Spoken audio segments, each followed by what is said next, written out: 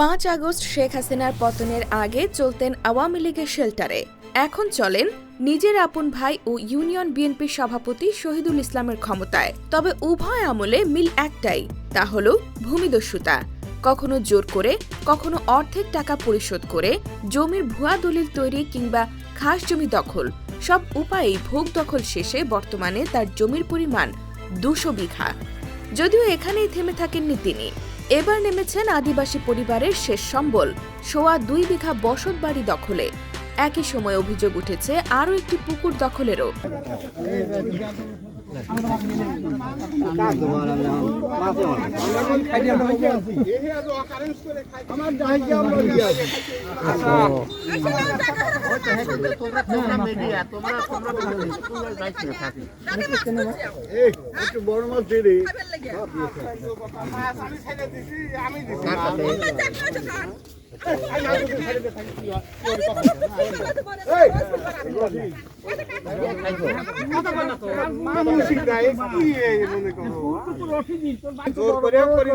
ভালো করে জানো, বুঝলে আমি কারো ক্ষতিও করি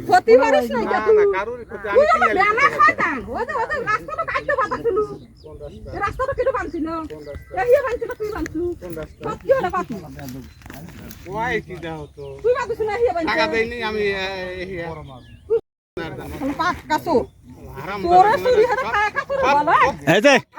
মুখ ভালো করে কথা, ভাষা ভালো করে কথা কইন। মুখ ভাষা ভালো করে কথা কইন। আসো আসো।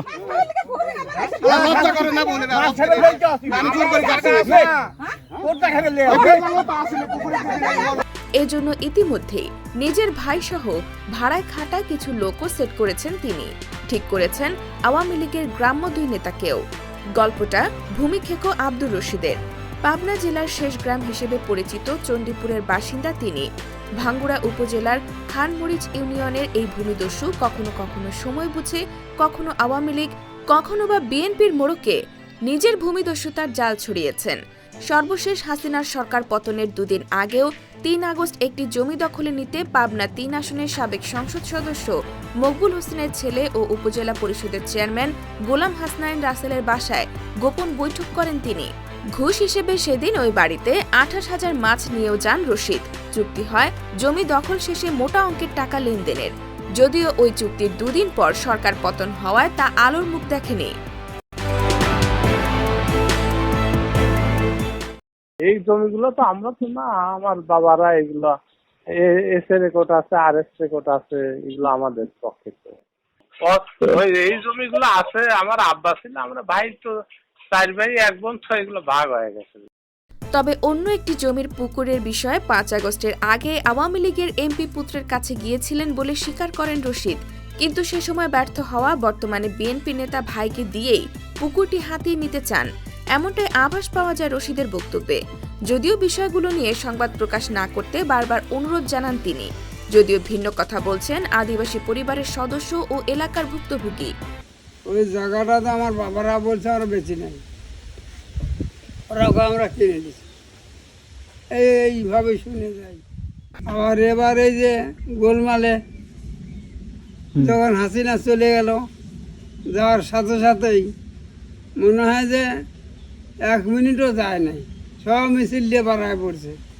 কার ঘর ভাঙে, কার ঘরে আগুন লাগায়, বিভিন্ন রকমের অত্যাচার শুরু হয়ে গেল।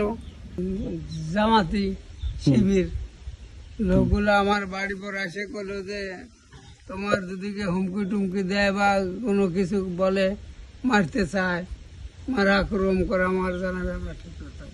রশিদ এখানেই থেমে থাকেননি। নিজের জমি অন্যের কাছে বিক্রি করলেও বছরের পর বছর রেজিস্ট্রি করে না দেওয়ার অভিযোগ রয়েছে তার বিরুদ্ধে। ধরেন যেমন বিঘে 2-2.5 আছে, বসত বাড়ি খানিক আছে, আর মাঠের ভিতরে খানিক। 40 বছর হয়ে গেলে প্রায়। সব কিছু হইলো রশিদ মায়ের নামে, তো রশিদ কিনে নিছে, ওর মায়ের টিনে রেজিস্ট্রি লিখে ফাঁকে দিয়ে। এই জায়গাটা ওর আব্বা ওর ভাইকে সব দিয়ে দিবে, আমার দেয় নাই। কি কাজ করে খাই, আমাদের 1 ছেলে 2 মেয়ে। বলি কি ও কিছু করে না, খালি করে দেবো, অবশ্যই দেবো। তোমার ওই ধরো ওদের বাড়িটুকু না 1.5 বিঘা না 2 বিঘা পরিমাণ মতন হবে, ছেড়ে দাও, আর যেটা ফসলের জমি তুমি নিয়ে এলাও। ও বললো না আমি কিছুই ছাড়বো না, ওদের উদ্ধার করে দেবো এই দেশের থেকে। এইভাবে করে তো কেসটা আমরা চালাচ্ছি। তো উদয় হয়ে দিলে আমরা যদি না ভাই আমরা তো চলে যাবো, আমার তো কিছুই নাই দেশে, জমি জায়গা না, এইটুকুই জমি আমাদের বাড়ি ভিটা। এইভাবে করে পরিকল্পনার নিচে যে আসলেই আমার এত জমি চারিদিকে তো ওদের জমি। সম্পত্তি গুলা এই যে দেখতেছেন এই চারপাশে ওদের জমি। আমারই জমি ছিল, চতুর্পাশে জমি, মাঝখানে বাড়ি। ওই যে পশ্চিমে ওই জায়গায় খাত করে মাটি তুলেছে, ওই জায়গায় মাঠাল ছিল, সেই মাঠালটা ভরাট হয়ে গেছে এখন। আপনি যদি কেনেন হ্যাঁ। এই জায়গাটা পছন্দ যে আমি কিনবো, কারণ এটা কেনা যায় না, এটা আমার শখ, এখানেই তো আমারই। আমার জমির পাশে জমি মিলি বাজার।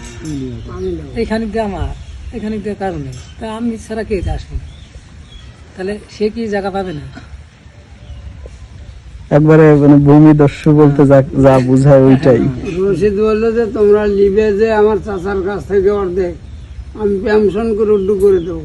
বললাম তুমি তা দিও পেনশন করে, কিন্তু আমার চাচা রেজিস্ট্রি করে দেখ, তারপর দেখো তুমি কতবার পেনশন করে দেখো, যদি বা দিল না।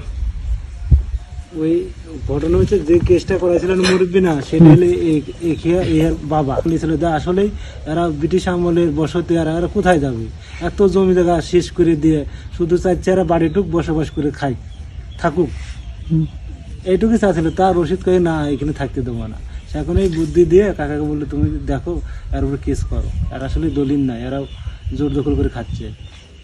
আশা আছে তো, আমরা চিন্তা করি যে আশা আমরা ধরেন এইটুক জমি লাগে, আর ওই রশিদের হচ্ছে এখনো পুরো জমি বলে 300 বিঘা। বুঝা বোঝা যায় ভাঙ্গুরা থানার ভিতরে দ্বিতীয় ধনী মানে তৃতীয় ধনী মানে রশিদ, প্রথম ধনী বলে যে কি মুক্তার খার বেটা, যে 500 বিঘা জমি।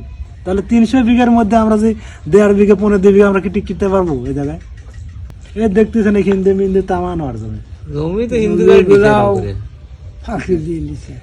জমি তো মায়ের নামে জমি ছিল প্রায় 50 বিঘা। হ্যাঁ, মায়ের চোখে চিকিৎসা করবে নিয়ে যায়, মায়ের কাছ থেকে আমি সব কটা জমি দলিল করে দিয়ে দিয়েছি।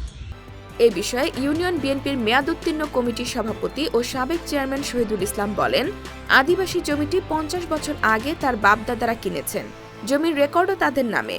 মামলা চলাকালীন আদিবাসী পরিবারটিকে পানিবন্দী রাখার বিষয়ে জিজ্ঞেস করলে বিষয়টি অস্বীকার করেন তিনি।